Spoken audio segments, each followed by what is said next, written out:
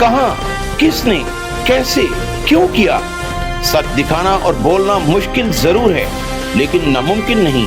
حقائق جاننے کے لیے دیکھتے رہیے سیکرٹس انفولڈڈ ود شیراز نثار. السلام علیکم ناظرین, میں ہوں آپ کا میزبان شیراز نثار.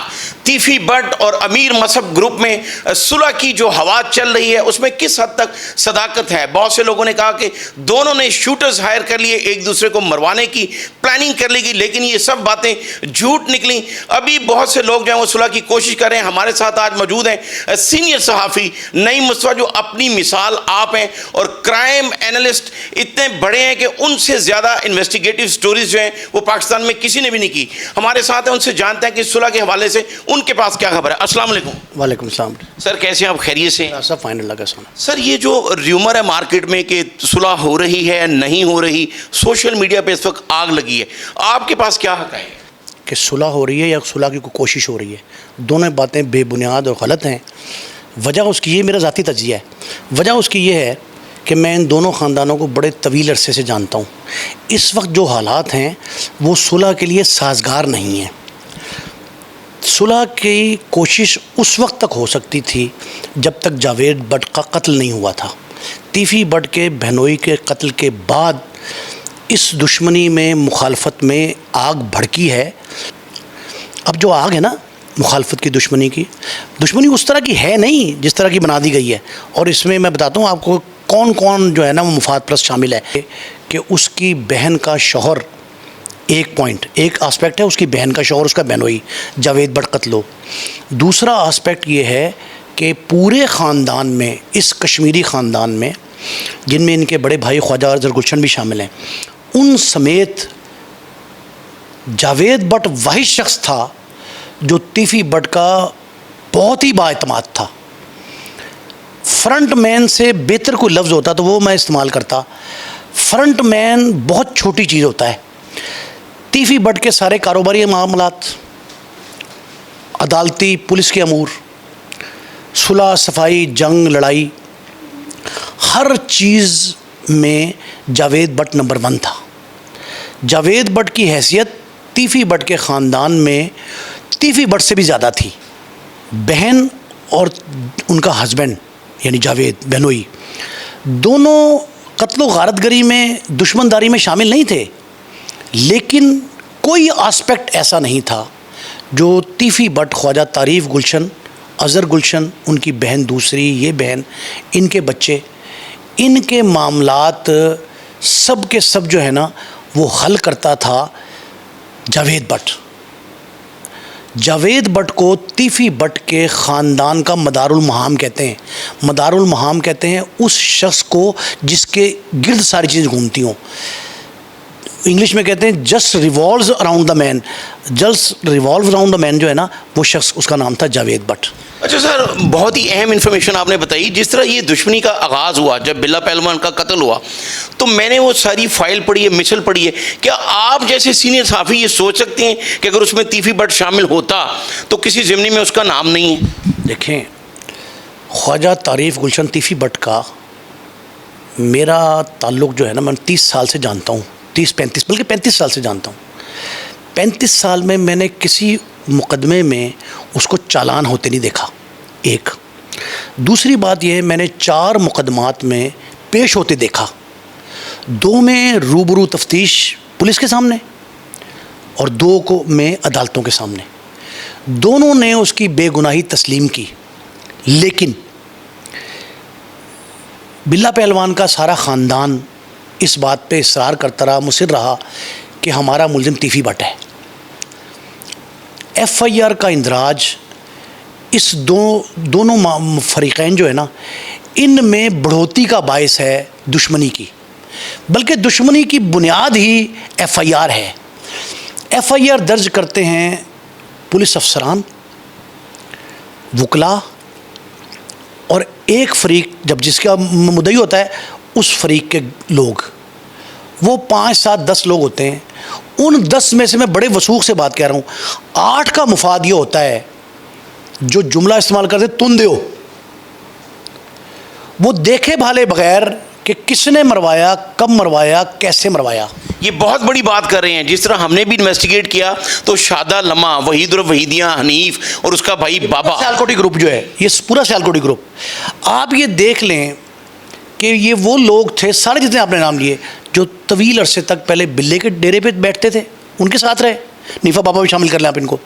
یہ پہلے وہاں بیٹھتے تھے, پھر یہ ایک دم اڈاری مار کے تیفی کے گینگ گروپ میں آ گئے.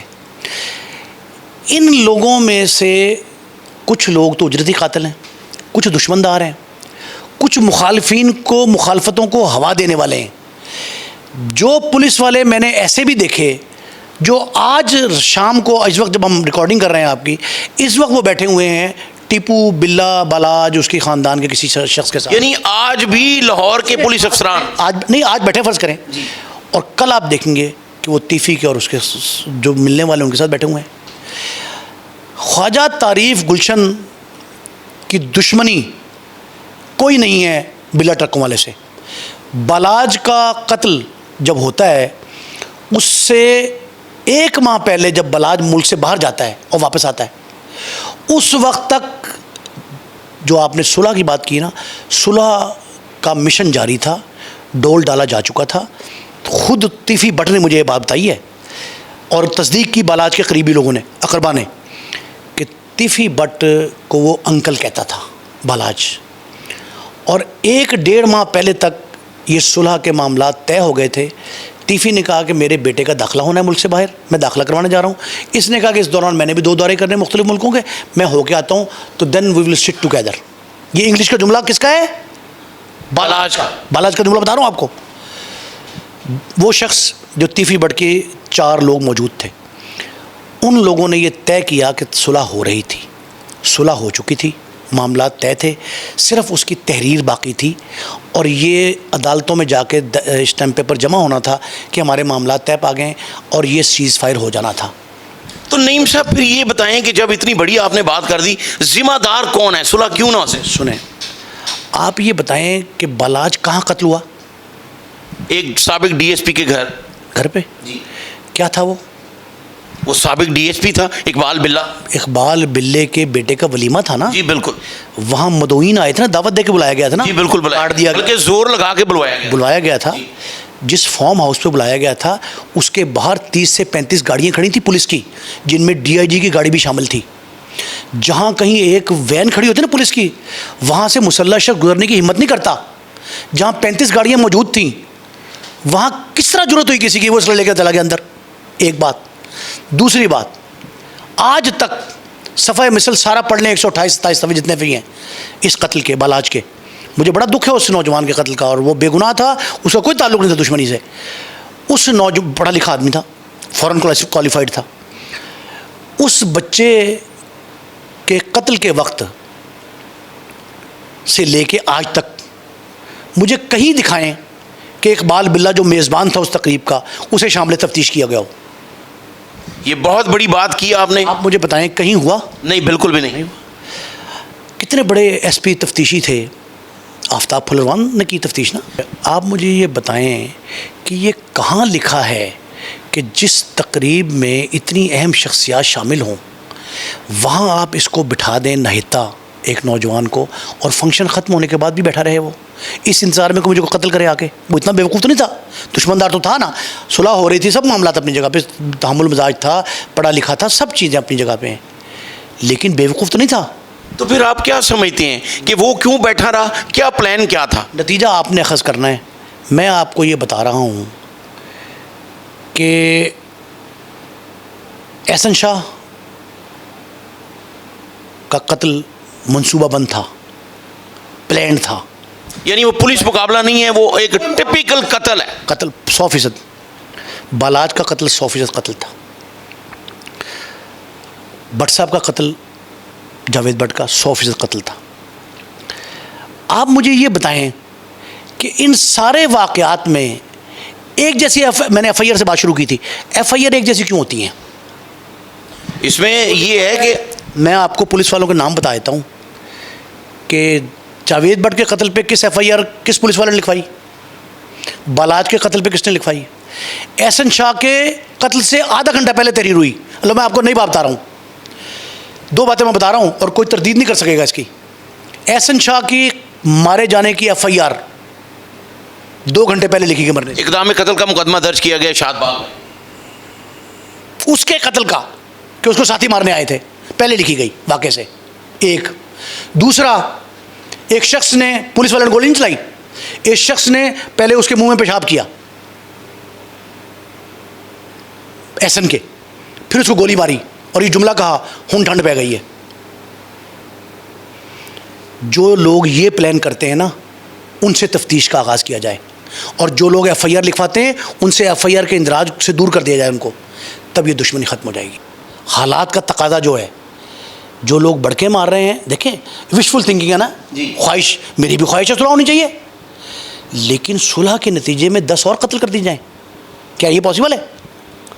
یعنی کوئی تیسری پارٹی بھی اس کا فائدہ اٹھا سکتی ہے؟ اب میں مزید بتاتا ہوں آپ کو ایک نظر بات. 90s میں 89 سے آپ 90s سمجھ لیں, 90s کی دہائی میں کراچی میں خون بہ رہا تھا, ہر گلی میں خون تھا, بوری بند لاشیں ملتی تھیں. وفاقی حکومت تھی بینظیر بھٹو کی, انہیں کسی شخص نے یہ مشورہ دیا, پولیس افسر نے,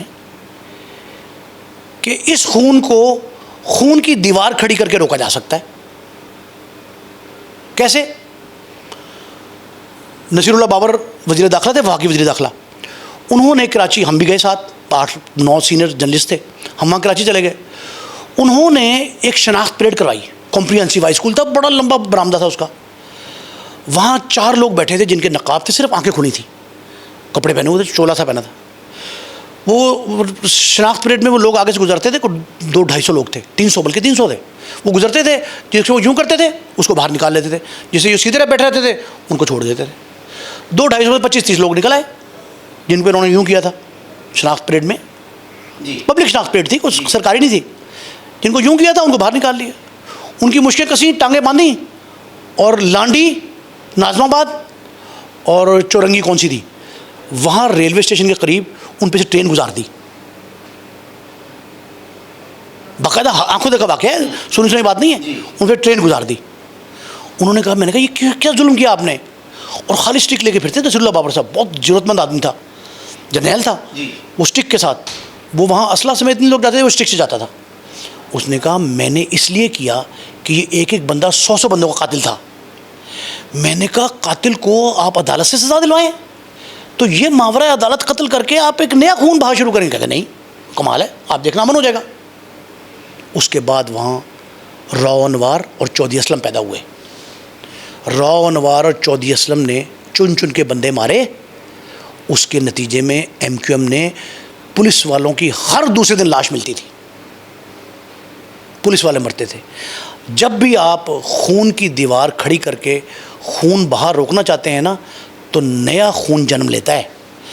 آج اگر تیفی بٹ, گوگی بٹ ایک گروپ سمجھ لیں, اور دوسرا بالاج کا خاندان, ٹیپو کا خاندان مرحوم کا, ان کے خاندان میں اس وقت صلح کی کوشش جو شخص بھی کرے گا وہ ایک نیا خون بہانے کی تیاری کرے گا. لیکن صلح ہو بھی تو سکتی ہے اگر دونوں یہ سوچ لیں, جس طرح تیفی بٹ بھی. میں نے آپ کو بات کہی, یہ وشفل تھنکنگ ہے. ہر کام خواہشات کے تحت نہیں ہوتا کہ میری یہ خواہش ہے کہ صلح ہو جائے. میں چاہتا ہوں, دل سے چاہتا ہوں صلح ہو جائے, میرا تو کوئی لینا دینا نہیں ان سے, میں چاہتا ہوں صلح ہو جائے. لیکن صلح کے لیے کون ان کو بلائے گا؟ میں ایک اور جملہ آپ کو بتا رہا ہوں.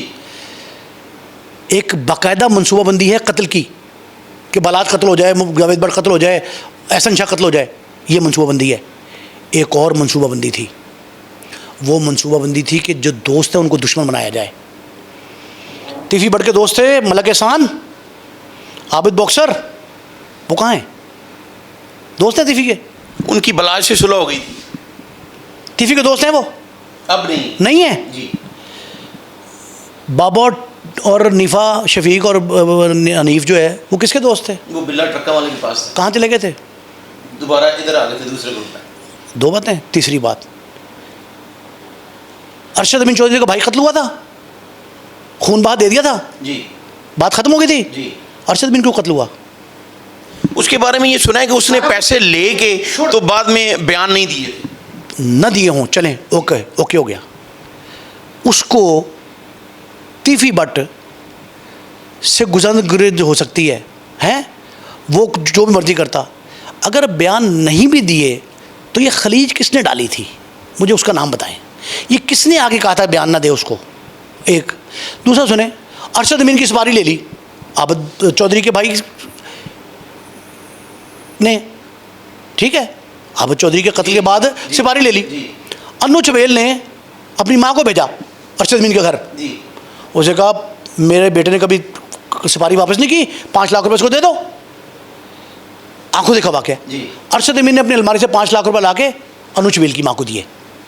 انو چویل کی ماں نے ایک فنکشن کیا چبیلوں کے علاقے میں بند روڈ پہ, ایک پوری محفل سجائی, اس میں کھانا کھلایا اور اس کی تاج پوشی کی ارشد امین کی کہ اس کی جان بچ گئی, اس نے ہماری بات مانی. لیکن کسی نے یہ نہیں کہا کہ 5 لاکھ سپاری واپس ہوئی. کیوں؟ اگر وہ یہ کہتے تو آگ لگ جاتی. جو شخص یہ سپاری کی باتیں باہر پھیلاتا ہے, مخالفتیں کریٹ کرواتا ہے. میں نے آپ کو جملہ کہا کہ ملک احسان قریب ترین تھا, یہ بھی کوشش ہوئی کہ تیفی کو متنفر کیا جائے اس کے کزن گوگی بٹ سے. پتہ ہے آپ کو یہ بات؟ جی بالکل, کافی عرصہ ان کی ڈیلیبریٹ اٹیمپٹ ہوئی, اس کا عینی شاہد ہوں میں. پوری کوشش کی گئی پولیس کے گروپ کی طرف سے. گوگی کو کہا گیا کہ تیفی نے کہا ہے کہ انو مروا دو, اور گوگی کو یہ کہا اور تیفی کو کہا کہ جے تو مروا دے نا انو تو سارے کیس ختم, دشمنیاں بھی ختم. تو نعیم صاحب پھر تو یہ لگ رہا ہے کہ پولیس نے بہت زیادہ بڑھاوا دیا ہے. وہ بھی بھائی صرف پولیس نہیں ہے. اب ایک شعر سنیں آپ. بے وجہ تو نہیں ہیں چمن کی تباہیاں, کچھ باغباں ہیں برق و شرر سے ملے ہوئے. کچھ باغباں ایسے ہیں جن کا کام ہے معاملات کو سلجھانا, وہ حرامزادے الجھا رہے ہیں. میں جان بوجھ کے گالی دے رہا ہوں تاکہ ان کو شرم آئے اس بات پہ. سنی باتیں, وشفل تھنکنگ, میری خواہش ہے صلح ہو جائے, ہونی چاہیے. کون کہتا نہ ہو؟ کوئی شخص نہیں ایسا جو یہ کہے. لیکن صلح کے لیے ڈول ڈالا جائے, ماحول سازگار کیا جائے, جلتی پہ تیل کا کام نہ کیا جائے. جب تک آپ ذمہ داروں کا گلا نہیں دبوچیں گے, گریبان نہیں پکڑیں گے, تب تک ہر روز یہ واقعات ہوں گے اور صلح کا کوئی امکان نہیں. بہت شکریہ. نعیم مصطفیٰ سینئر صحافی جو کسی بھی تعارف کے محتاج نہیں ہیں, اور میں نے جس طرح پہلے بھی کہا کہ اپنی مثال آپ ہیں, کرائم انویسٹیگیٹو سٹوریز پر گہری نظر ہے, اور جتنا کی انفارمیشن ان کے پاس ہے وہ بہت ہی کم دیکھنے کو ملی ہے. جس طرح انہوں نے بھی کہا کہ ابھی ایسے حالات سازگار نہیں ہیں, اور جس طرح خاص کر سوشل میڈیا پر اس وقت آگ لگی ہوئی ہے. میں اپنے ہر پروگرام میں یہ کہنے کی کوشش کرتا ہوں کہ سوشل میڈیا ایک ایسا میڈیم ہے, اگر اسے پازیٹیو استعمال کیا جائے, سولوشن بیسڈ جرنلزم کی جائے, تو اس کا لوگوں کو فائدہ ہوگا نہ کہ نقصان. یہ جو انفارمیشن تھی یہ آج پہلی بار آپ سب دیکھ رہے ہیں. مجھے اگلے پروگرام تک کے لیے اجازت دیجیے. اللہ حافظ.